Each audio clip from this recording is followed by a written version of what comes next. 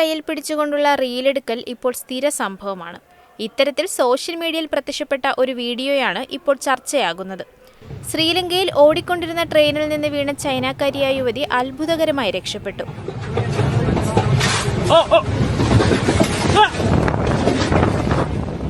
അതിവേഗതയിൽ സഞ്ചരിക്കുന്ന ട്രെയിനിന്റെ വാതിൽക്കൽ തൂങ്ങിക്കിടന്ന് റീൽസ് ഷൂട്ട് ചെയ്യുകയായിരുന്നു യുവതി.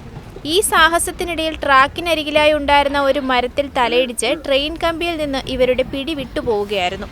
സംഭവം കണ്ട യാത്രക്കാർ നിലവിളിക്കുന്നത് ദൃശ്യങ്ങളിൽ കേൾക്കാം.